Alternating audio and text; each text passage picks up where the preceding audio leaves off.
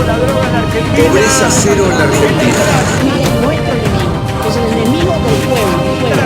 La basura de la droga. Necesitamos escuela, educación, presupuesto, amor. Esto lo vamos a lograr. Estamos unidos. Pero 200 pesos son. Desde hace años vengo pregonando la necesidad de terminar con este sistema de abuso, sistema criminal de abuso de la institución llamada prisión preventiva, mediante la cual las personas sin tener una condena firme se encuentran privadas de su libertad. ¿Se quiere una inmoralidad mayor que esa? Bueno, Alberto Fernández, cuando todavía no era ni siquiera candidato a presidente, luego, siendo ya candidato a presidente, lo incluyó incluso en su programa diciendo que era una ilegalidad mantener a las personas encarceladas como consecuencia del instituto de la prisión preventiva. El 50% de la población carcelaria de la República Argentina está con prisión preventiva, así que no tienen condena firme. Y uno de los que más atacó la prisión preventiva desde hace ya muchos años, y ayer lo volvió a reiterar en un encuentro de juristas, fue el Papa Francisco, que dijo que además para la perpetuación de la prisión preventiva, ¿saben lo que es? Tener a alguien en cana sin haber sido condenado. Dijo que esto obedecía, entre otras cosas, a la presión nefasta de los medios de comunicación. Les atribuyó una enorme responsabilidad y que había que luchar contra el instituto de la prisión preventiva. Y ahora, seguramente ya cagado de miedo por lo que puede ocurrir después del 10 de diciembre, Macri acaba de darle la conformidad a una especie de atenuación de la prisión preventiva en la que se ha llegado a un acuerdo entre todos los que están participando de la reforma del Código de Procedimiento Penal Federal. No estamos hablando de la provincia, estamos hablando de la nación. Y se ha atenuado enormemente el sistema y esperemos que tenga los efectos que tiene que tener. Muchos dicen, sí, es para alargar a los que se encontraban presos desde la época de la instauración del macrismo y su persecución. El macrismo piensa en lo que le puede llegar a ocurrir. Y miren, antes de ayer, uno de los fiscales más antiguos del foro penal de la capital federal, el doctor Lelio, acusó a Macri de traición a la patria por el acuerdo con los británicos respecto a las Malvinas. Incluso sugirió la prohibición de los vuelos a las Malvinas que iban a tener una escala en Córdoba. Traición a la patria y muchas otras causas que se encuentran pendientes. Entonces han pensado en su propia situación y no que se diga que esto se hace para favorecer a aquellos que vienen siendo sometidos a este régimen desde el año 2016. Recuerden ese tiempo, los que fueron detenidos e inmediatamente el sistema instaurado en Comodoro Pi, pero el resto del país es igual, no solamente Comodoro Pi. Y aquí en Córdoba tienen que modificar los presupuestos jurídicos de la prisión preventiva, porque Córdoba es una de las provincias, ya dejo de lado lo federal, más represivas que existen en la República Argentina. Y va a tener que cambiar su código de procedimiento para adecuarlo a esta atenuación. Fabre, usted que es una figura de radicalismo al que le vedaron participar finalmente de las elecciones. Así es. ¿Qué piensa de esto? Tengo dos o tres reflexiones. Uno, lo que diga el Papa Francisco no tiene, para nosotros, los que creemos que tiene que haber una separación entre la Iglesia y el Estado, no tiene más valor que lo que puede decir cualquier otro jefe de Estado. Pero también considero que esperar una condena o una absolución tiene que ser en libertad, como es en todas las democracias liberales del mundo, como debe ser. Esto no ocurre en los regímenes más autoritarios, como Cuba, el Código Penal cubano es distinto, o como en Venezuela, que se manejan de otra forma. Pero en las democracias sociales, las democracias liberales, hasta que no haya una sentencia firme que destruye ese estado de inocencia, la persona por supuesto que tiene que permanecer en ese estado de libertad. Y en este caso entra, por ejemplo, la discusión de Lula, ¿no? Para Carlos Pereira Mele, que es politólogo y experto en institutos internacionales, ¿es así como dice Fabre que Cuba y Venezuela son gobiernos dictatoriales? Bueno, hay una biblioteca que dice sí y otra biblioteca que La dice suya, no. me interesa. En principio, los regímenes liberales tienen un método político y reglamentaciones. Y los sistemas autotitulados socialistas tienen otros regímenes y también dicen que también en ellos se practica la libertad absoluta. El problema depende de quién esté de qué lado y qué poder condicione sí o no, si eso es libertad o no es libertad. El caso específico lo vemos, Cuba es un país que viene siendo sancionado desde muchas décadas y la República Bolivariana de Venezuela también. En los últimos 15 años ha sufrido un ataque tras otro de los supuestos estados democráticos. Ahora, los mismos estados democráticos no tienen la misma reglamentación, parece ser, para sus propios. Ha habido 2 presidentes en Perú y no se convocó la OEA. Ha habido una represión salvaje en la República Hermana de Chile y no se convocó la OEA. En cambio, sí se preocuparon por las elecciones en Bolivia. O sea, esta doble vara, esta hipocresía que está funcionando, me parece que es lo que realmente nos corresponde a nosotros porque somos periféricos y dependientes. Para Juan Cruz Taborda Varela, ¿existe la OEA? ¿Existe la OEA?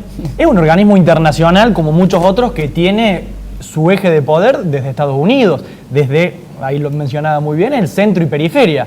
Una teoría política que tiene, ¿cuánto? 50, 60 años y que se mantiene fundamentalmente en estos organismos internacionales, y el caso de Bolivia es el más claro. Tiene un uruguayo al frente, Luis Almagro, que verdaderamente es un traidor de los pueblos, a mi entender, de los pueblos latinoamericanos. Absolutamente de acuerdo con usted, doctor. Sí, representan intereses. A ver, lo que no se puede hacer en estos casos es ser ingenuo. Uno tiene que saber. Pasa con los organismos internacionales y pasa con los medios de comunicación y pasa con cualquier institución que actúe como factor de poder. Uno lo que tiene que saber es saber desde dónde actúan esas instituciones como factores de poder y qué intereses representan. Me parece que a partir de que reconozcamos eso, va a ser más sana la convivencia entre todos. Seguir creyendo que la OEA es, como que siguen creyendo algunos, que el periodismo es objetivo, que la OEA también lo es, bueno, es muy difícil poder avanzar. Carolina Biedelman, que es periodista del canal, de nuestro canal, una figura que está en muchos de los espacios. Para usted, sí, ¿los medios tienen una incidencia en esa exigencia que muchas veces demandan, plantean respecto a la prisión preventiva? Dicen, tienen que estar encarcelados, no debe ponérselos en libertad, tienen que esperar en la cárcel el juicio. Bien, yo creo que el grave problema de los medios de comunicación están en crisis sin dudas en este momento y se termina haciendo periodismo de periodismo. ¿Qué hacemos? ¿Qué hablamos de periodismo de periodismo? Periodistas que replican las opiniones de otros grandes medios de comunicación. Hay que ver también y leer qué es lo que, digamos, a quién responden esos medios de comunicación, ¿no? Sin dudas creo que hace unos años atrás en Argentina se ha ganado en cierto punto la transparencia de que los periodistas empiecen a plantear cuál es su ideología. A partir de la ideología y de que blanqueen de qué lado están de la vara, bueno, ahí podemos ver cuál es el discurso que van a tener. Y bueno, sin dudas lo que ha pasado con Chile es claro con el discurso que han tenido los medios de comunicación de defender al poder y realmente no es lo que el pueblo estaba pidiendo. Es lo que está precisamente reclamando. Lo que reclaman y le doy la palabra. Pero aquí lo tenemos a Gabriel Suárez, que es el secretario general de Luis Fuerza, y yo lo tomo como un símbolo de una víctima de la persecución periodística que habla antes de que se desarrolle un proceso en el que supuestamente usted tendría algún tipo de responsabilidad. Pero hablan ya como si usted fuese un condenado. Es más, tengo que aclarar, el fiscal interviniente ha tenido la muy oportuna decisión de no someterlo al escarnio ni a la humillación, de privarlo de la libertad, Por dos razones. Primero, porque no debe creer que lo justifique. Y en segundo lugar, ¿tendrá elementos de prueba? Esto es lo que me hace pensar que no los tiene. Yo tomando esta cuestión muy en lo global, no en lo particular, escuchando una posición del Papa, que define una cierta circunstancia que le hemos vivido en este periodo de estos últimos 4 años, y que, reflexionando con lo que plantea la compañera periodista de que hoy día el periodismo toma un rol fundamental, en el caso de nuestra organización sindical y de mi persona, distintos sectores periodísticos me han notificado lo que la justicia hasta el día de hoy no notificó. Por lo que nosotros, ¿qué es lo que hacemos como trabajadores? Lo primero que hacemos, nos ponemos a disposición de la justicia y para que se investigue lo que se tenga que investigar. Pero siempre uno trata de retornar a la independencia de los poderes, para poder garantizar de que lo que se opine sea con el equilibrio que corresponde en estos tiempos. Porque no hemos visto en estos últimos 4 años, lamentablemente, esa situación. Los que más la hemos padecido, de que los medios, algunos medios, en el solo hecho de mantenerse sobre un lineamiento político, han hasta desinformado a la población. Y eso realmente se debe corregir, porque la sociedad lo está pidiendo. Porque ustedes fíjense lo que está pasando hoy día y tenemos que ser concretos en esto. Cuando hablamos de los derechos humanos, lo que está pasando en Chile, lo que está pasando en Bolivia, lo que está pasando en Ecuador. Y creemos que hay falta de una razonabilidad del equilibrio de la justicia marcando su independencia del tema político. Creemos que eso es la nueva decisión que deben tomar los sectores de la política en general, marcar la independencia y que la justicia tenga su autoridad moral, ética y con el equilibrio que se necesita en estos tiempos para poder poner sobre la mesa todo lo que corresponde, a no dejar nada oscuro, sino poner las cosas en claro. Y eso es lo que creo que más nos preocupa a la sociedad, porque hemos vivido y hemos visto cada cosa que es necesario actualizar y es necesario poner todo un poquito para volver a generar una democracia que sea rica para toda la sociedad. Prudente y sereno Suárez, a pesar de los momentos que pienso debe estar viviendo. Eduardo Renuevo, ¿Córdoba es represiva? Yo entiendo que aquí, como usted bien dice, se ha dado la particularidad de que nosotros tenemos un poder la judicial. represión no es que la practique ni la dirija Entiendo. el gobierno, sino la administración de justicia designada por el gobierno. Yo creo que realmente hay un marco legislativo que la favorece. Y también hay viejos criterios.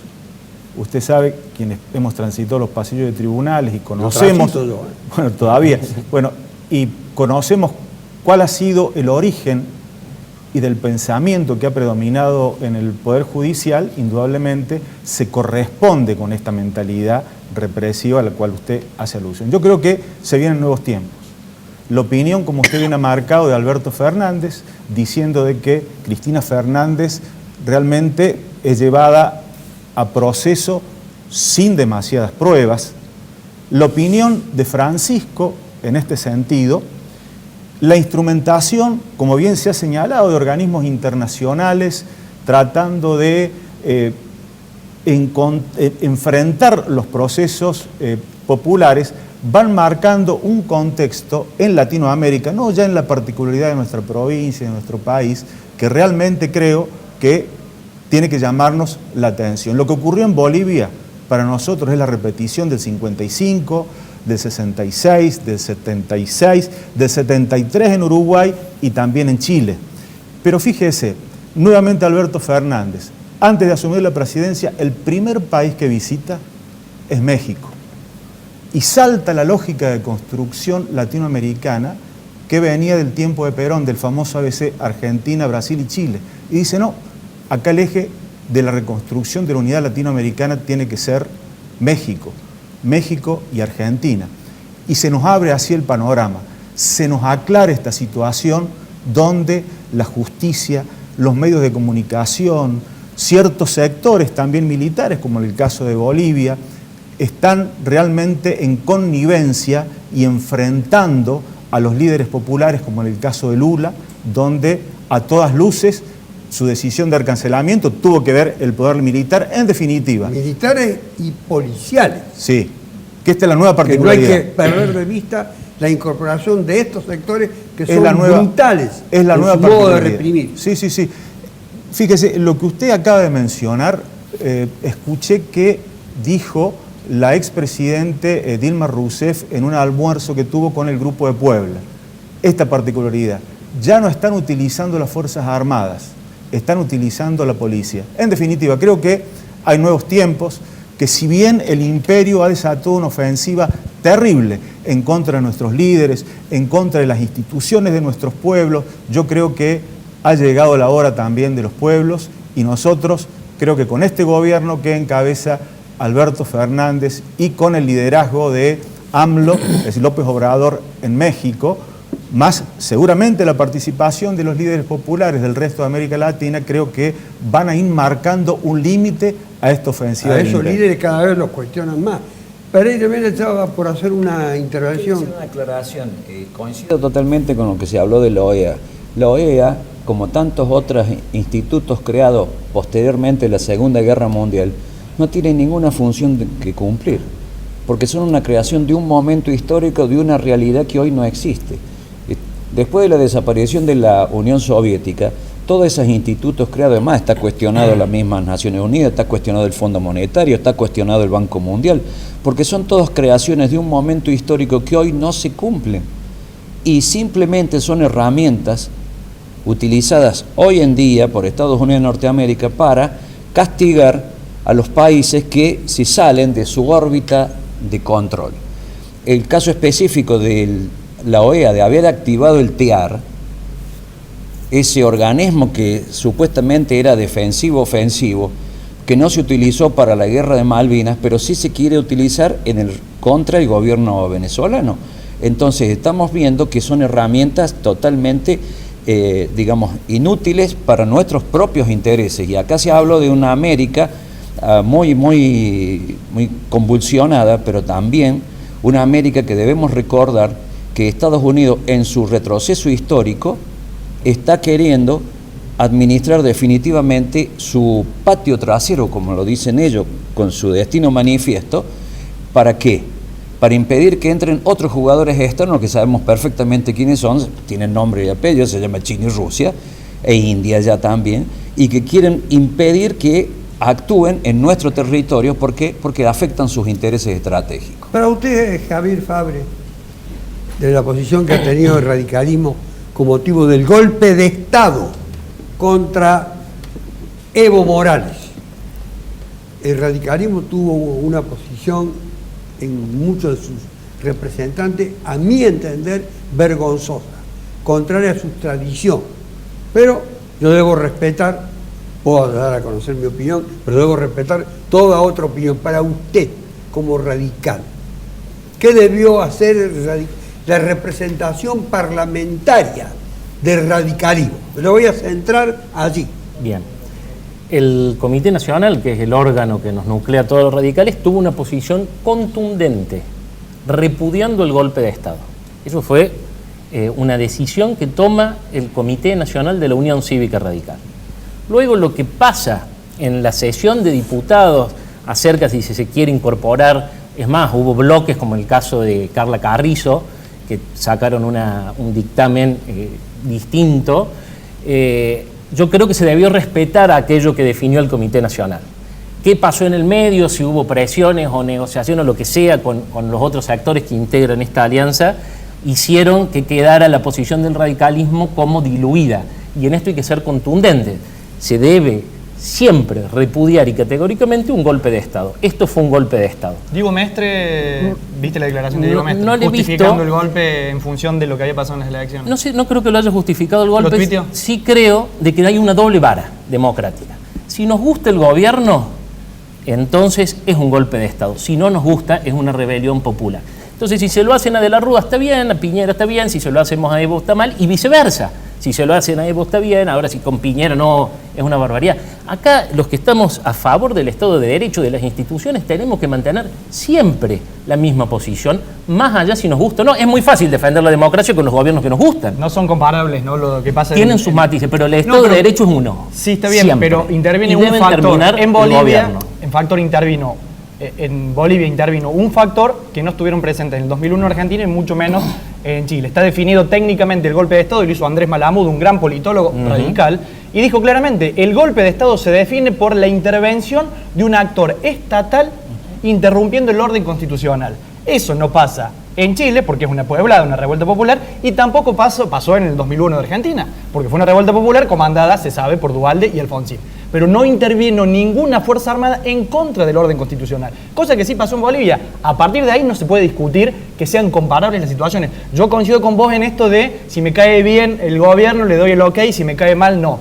Pero me parece que técnicamente, políticamente, no son comparables las situaciones. Nunca son comparables, pero me parece que siempre hay que bregar porque los presidentes elegidos por la soberanía popular, por el voto, terminen sus mandatos. Para usted, Carolina, América Latina, Sí. sobre todo el sur de América Latina, ¿está en una situación de riesgo, de peligro? El sur de América Latina sin duda está en una situación complicada. Argentina no creo que esté en la misma situación en este momento. ¿Por qué? Porque en Argentina no tenemos una estructura militar, tenemos una estructura policial que está muy vinculada al Estado en este momento. Y creo que tiene que ver mucho también el rol que va a jugar el nuevo gobierno ante esta situación. Pero América Latina está en crisis. También creo que los argentinos todavía cometemos el error de sentirnos un poco europeos, y el día que nos empecemos a asumir como americanos, como latinoamericanos, vamos a empezar a cambiar nuestra economía y nuestro vínculo con los otros países. Pero creo que Argentina tiene que fijar una posición y no la situación que se dio en estos días, que el oficialismo actual casi se abstiene de la votación de definir si esto era un golpe de Estado o no era un golpe de Estado. Esto fue un golpe de Estado, sin duda. El movimiento obrero Suárez, con respecto a usted, no este es el ámbito para que usted se defienda, porque yo no le hago ninguna imputación, lejos de eso, estoy en total desacuerdo con el tratamiento que se le da a la situación suya y de sus compañeros de Luis Fuerza. Pero digo, en el movimiento obrero, ¿qué perciben ustedes respecto a la situación que en este momento están atravesando? En primer lugar, también quiero hacer referencia a lo que se estaba hablando de una posición netamente política de parte de Argentina en connotación con lo que está sucediendo en países hermanos. Coincido con lo que dice Carolina, la compañera en esta identificación. Si el máximo responsable de mantener el equilibrio y garantizar y transparentar una posición política, el presidente de los argentinos, no asume que es un golpe, es gravísimo esto. Y eso es lo que nos ha permitido que todo el mundo estemos individualmente debatiendo sobre una situación que es real. El golpe existe, no podemos decir que no hubo un golpe en Bolivia.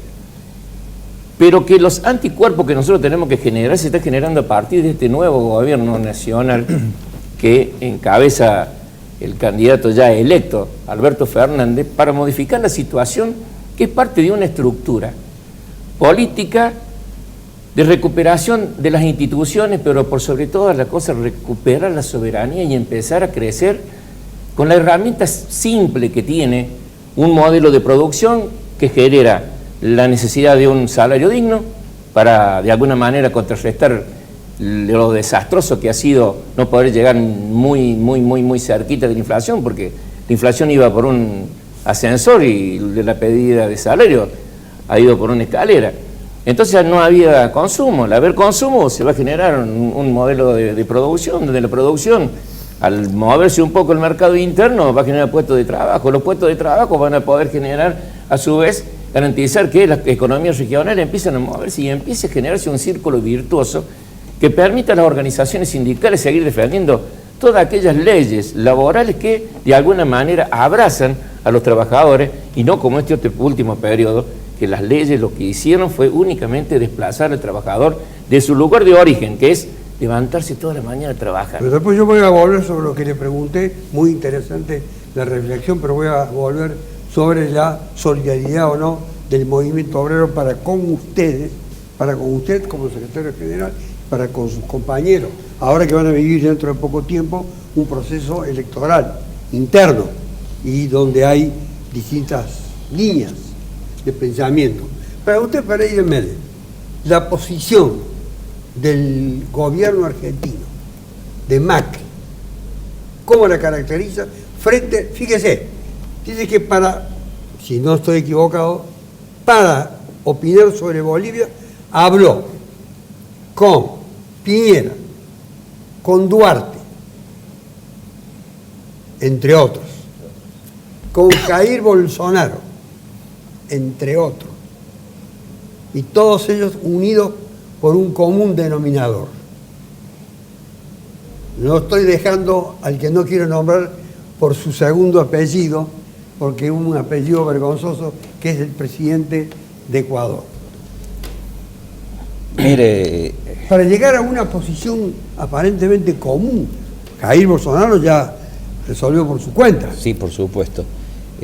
Bueno, lo que pasa es que usted lo que ha nombrado es lo que se denomina el Grupo Lima, o sea, un agrupamiento de presidentes que evidentemente que su actitud es encolumnarse decidida y absolutamente bajo las directivas del Departamento de Estado norteamericano. Esto no cabe la menor duda, en su forma de actuar es esa, y a través de esas directivas han realizado una serie de situaciones. Fíjese que el avión que tenía que venir a buscarlo para el exilio al presidente Morales no se le permitía pasar por territorio peruano, luego tuvo problemas con el territorio argentino, terminó yendo a Paraguay el avión, luego retornando. Por último, una cosa extraña de la vida, ¿no? El que permitió salir el avión es Bolsonaro, permitió que el avión Pasar a territorio brasileño. sí, en la frontera, en el límite fronterizo entre Bolivia y Brasil. Ahora bien, es más que claro que esto es un equipo que está trabajando en nuestra región para alinear a esta región bajo los dictados de Estados Unidos de Norteamérica. Infelizmente es eso, no podemos decir, y la actitud de la actual administración es terrible, ha roto todas las tradiciones históricas de la diplomacia argentina, ha roto con la teoría de Dragó de no intervención en países en sus problemas internos, ha disuelto absolutamente todas las tradiciones políticas de este país, y sin embargo vemos que la prensa, refiriéndonos a la prensa ha sido muy flexible con esto, no han sufrido un ataque como diciendo, han roto la tradición de neutralidad de la Argentina, de la no intervención en los asuntos internos de otros países, etcétera, etcétera, y entonces con ese aval, con esa cobertura, todos estos regímenes continúan al frente en el poder, pero si hubiera sido otro el color de esos regímenes, evidentemente que ya hasta ahora estarían totalmente agredidos. Me pregunto qué ha hecho esta asociación que tienen los periodistas que defiende supuestamente la libertad, y después de enterarnos que el actual ministro que acaban de nombrar de comunicación en Bolivia ordenó cazar a los periodistas que son contrarios a este movimiento contrarrevolucionario. Juan Cruz, los periodistas actúan así, del modo en que viene siendo descrito, por sí mismos, por ignorancia, por una toma de posición personal o por recibir directivas. Los periodistas ante todo son empleados y responden a las direcciones de los medios.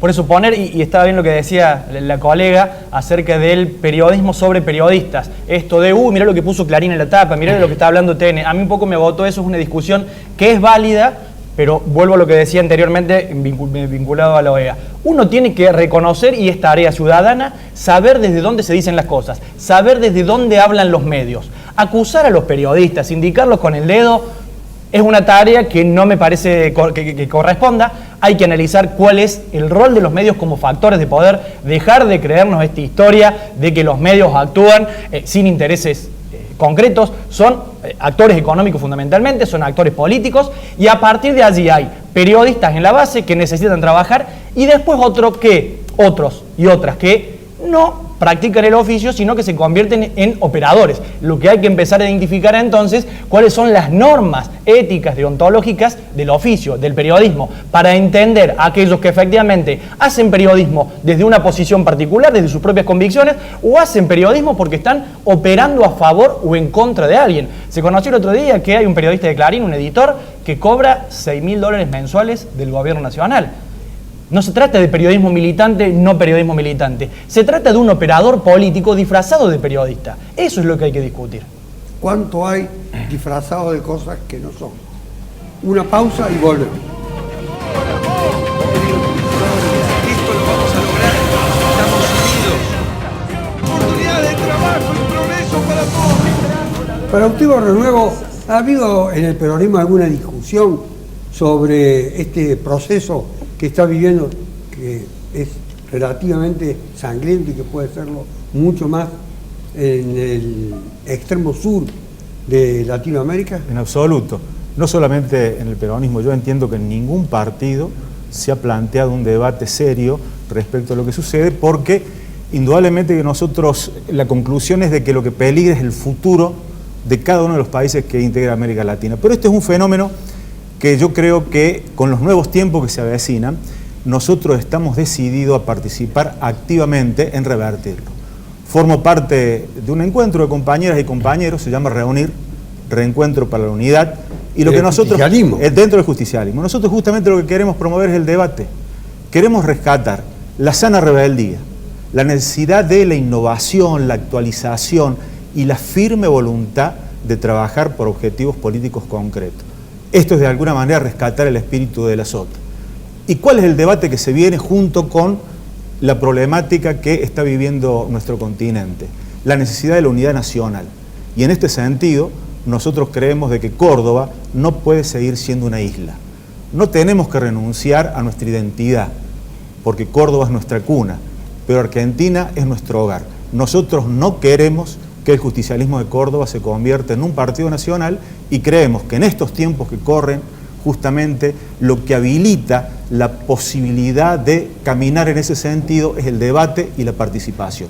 Y es lo que nosotros estamos decididos a transitar. Como en Córdoba, Carolina, hay jurado popular para determinados hechos de extrema gravedad, todos están en condiciones de 18 a 70 años de opinar sobre los procesos penales, etc.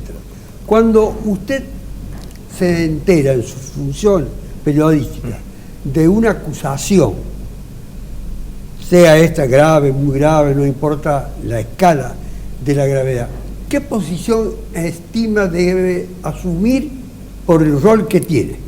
Y bueno, un periodista no se puede poner en situación de juzgar hasta que la persona no tenga una condena firme, ¿sí? ¿Cuántas personas los medios de comunicación han manchado y después salen pequeños espacios, algún pedido de disculpas o muchas veces no sale? Yo creo que la justicia que toma la sociedad y la manera de estigmatizar a una persona puede ser hasta más dura que la sentencia que pueda llegar a dar la justicia, ¿no? Creo que falta todavía conciencia en los medios de comunicación de cómo se plantean. Puede llegar a ser más dura. Mucho más dura, porque de eso no se vuelve. El tema es, bueno, justamente que los medios de comunicación a veces salen a juzgar a cuántas personas por diferentes cuestiones y después no se retractan. Y hemos cometido errores, digo, porque todos venimos aprendiendo en esto y tenemos que hacer esa lectura. Pero creo que el medio de comunicación es clave y coincido ahí con mi colega de que realmente tiene que haber un replanteo de los medios de comunicación en cómo presentan la información y la responsabilidad que tiene, pero también la responsabilidad civil de las personas para ver a quién están consumiendo.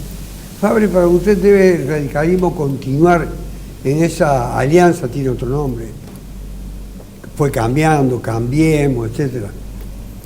Yo creo que hay que hacer una lectura de lo que pasó este año como si fuera una película y no fotos aisladas. ¿Del año o de las elecciones? Del año, porque tuvimos varias elecciones en el año, municipales, provinciales y nacionales. Aquí en Córdoba hay un espacio que votó al presidente Macri o votó en contra de algo o compartía valores que tuvieran que ver con la clase media que alcanza el 60%. Aquí en Córdoba sacó el 60%. Luego, cuando el radicalismo, Cambiemos, o esta alianza que cambia de nombre también, presentó a sus dirigentes, los expuso a una votación en mayo para gobernador, ninguno alcanzó el 20%. Es decir que, como el peronismo, el radicalismo también, mucho más, porque el peronismo viene de 20 años de victoria, y nosotros venimos 20 años de derrotas consecutivas.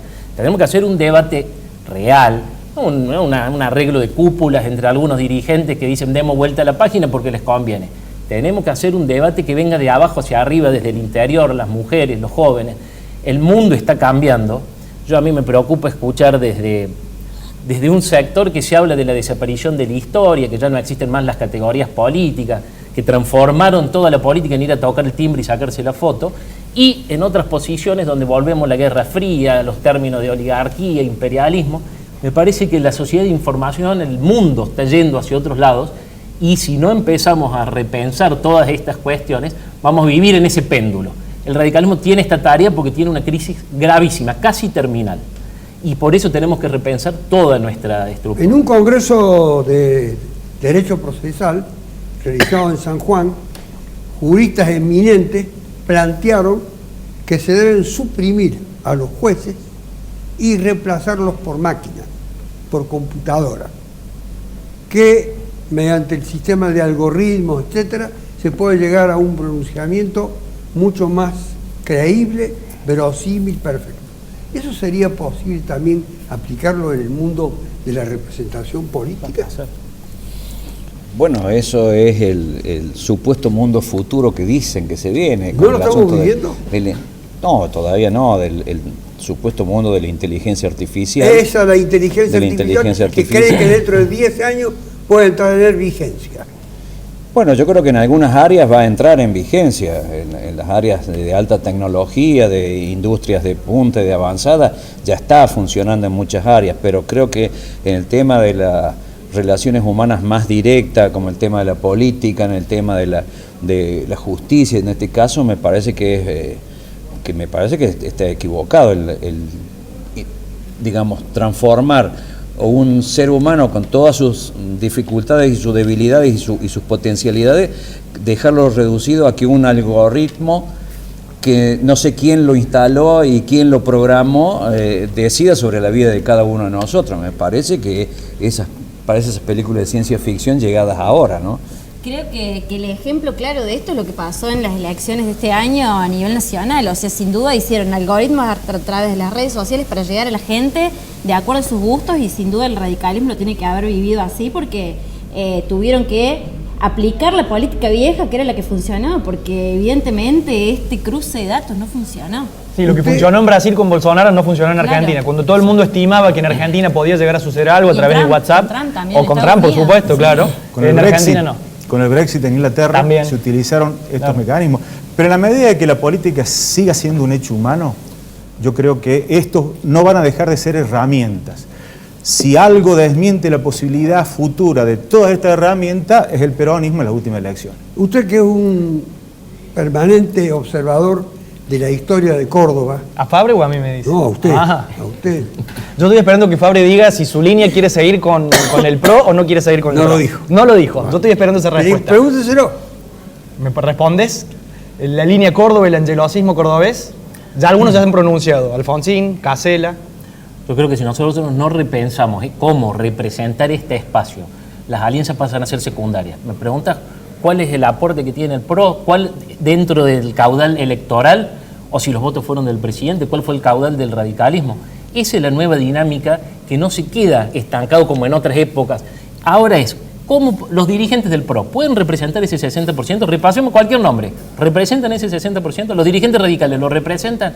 Hay que representar ese 60%. Nuestro desafío es representar ese 60%. La pregunta que le iba a hacer a Juan Cruz era justamente por ese examen que lo ha hecho y en sus obras está traducido, esta Córdoba que se expresa de una manera absolutamente diferente, para no llamarla con ningún otro calificativo, y reúne ese 60% por una opción que es una opción conservadora, diría. Sí.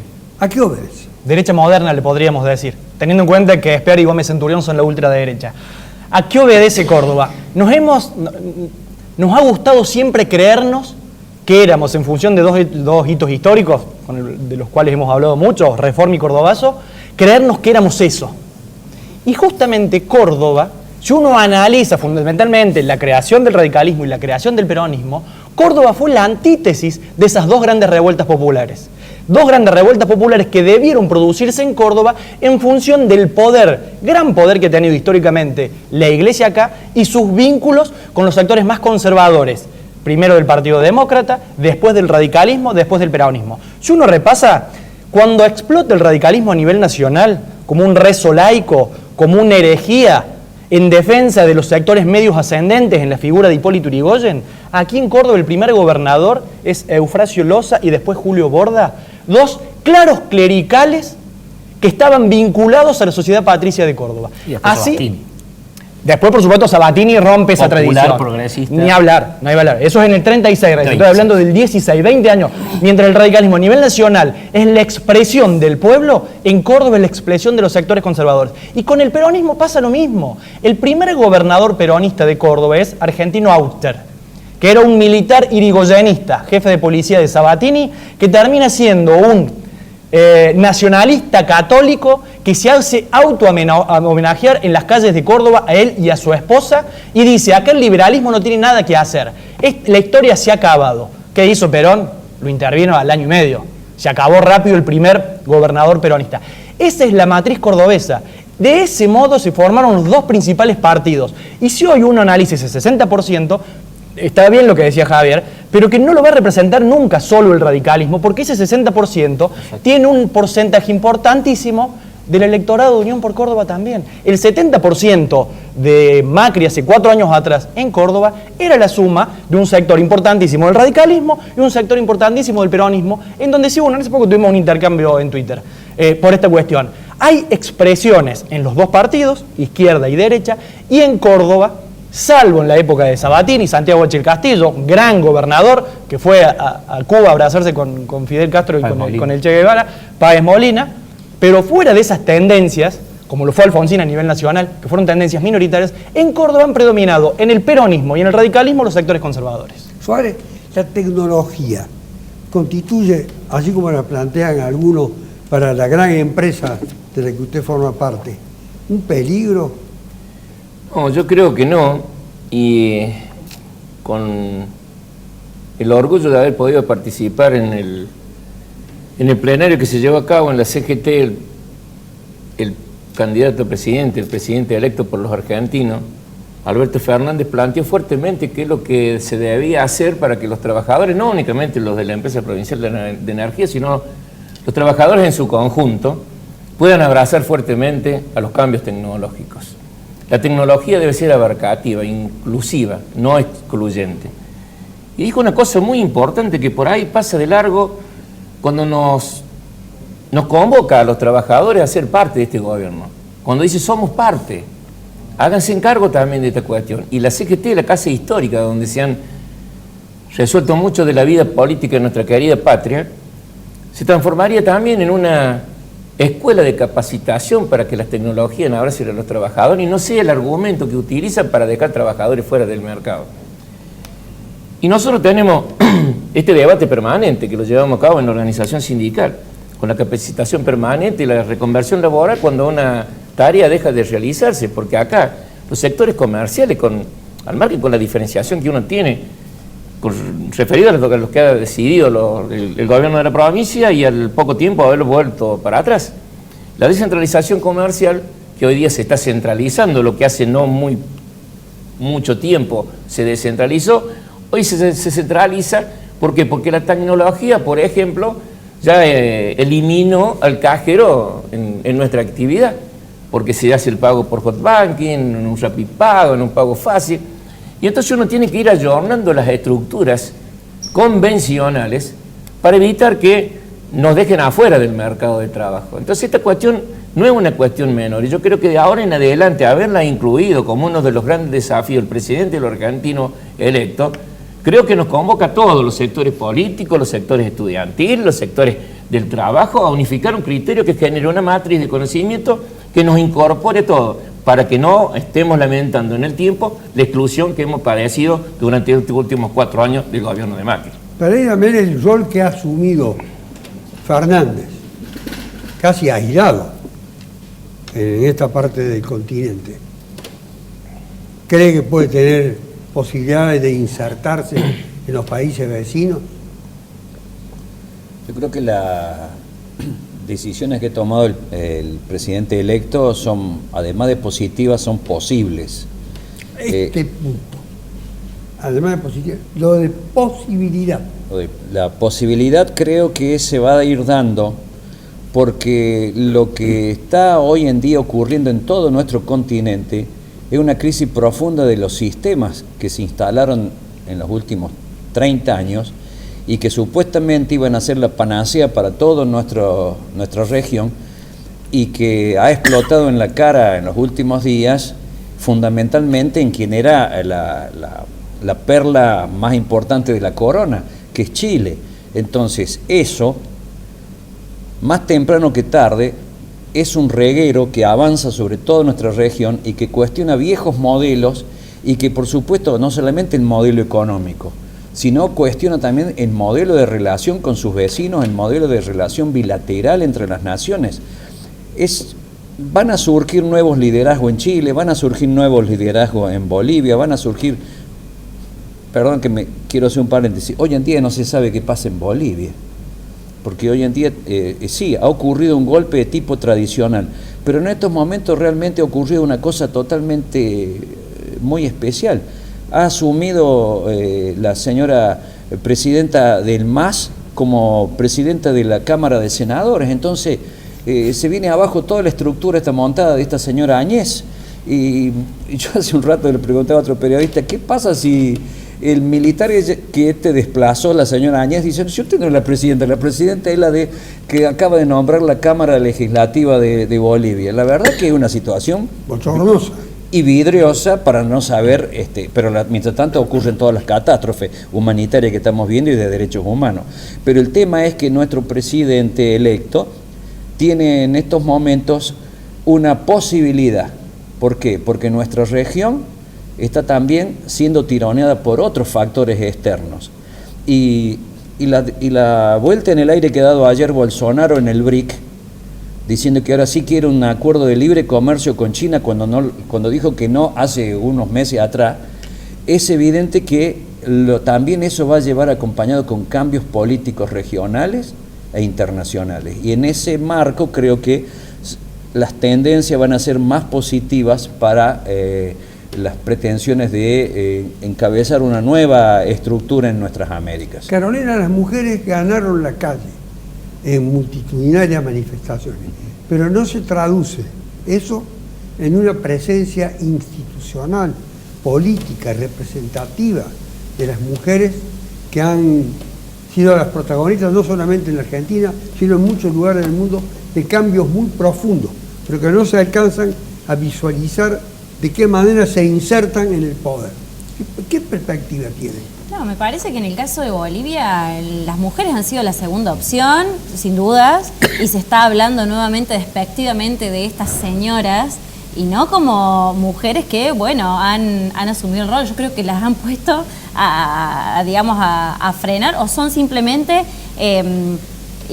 digamos, personas que se han puesto a poner la cara, nada más, ¿sí?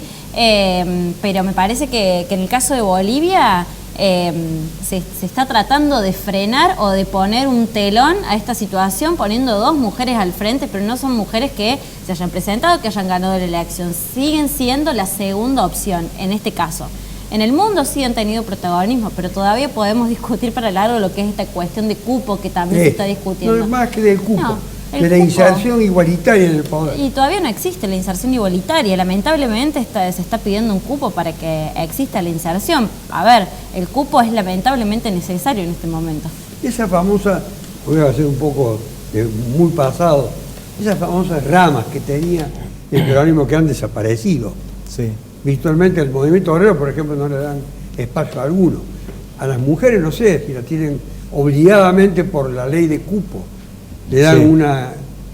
Las mujeres en el peronismo trabajan actualmente. ¿Hay mujeres en el peronismo? Mire, yo creo que las mujeres en algunas ocasiones han superado ampliamente en militancia a los hombres. El tema es de que Perdón, en algunas situaciones, ¿se refiere al pasado o ahora? No, ahora, contemporánea. Hablo de mi experiencia particular. Ha habido ocasiones de crisis donde los hombres, por distintas situaciones, han sido superadas en número en la participación por las mujeres. Sucede que la inserción, como usted bien dice, creo que es todo un proceso. El peronismo fue pionero. No tan solo instituyó la tercera rama, sino que hizo el Partido Peronista Femenino, algo que hoy realmente suena como revolucionario. Me parece que es progresivo y se nota, claro que se nota. Nosotros tenemos hoy figuras descollantes. Tenemos una mujer que en el peronismo lidera la primera minoría. Tenemos una mujer que posibilitó con su decisión de que el peronismo triunfe.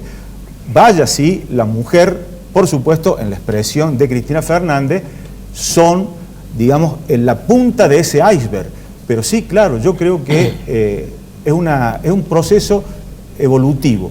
De a poco van a ir ganando terreno. Pero si usted me permite, acá se tocó el tema de, que a mí me interesa en particular por Córdoba, de esta evolución de las nuevas tecnologías.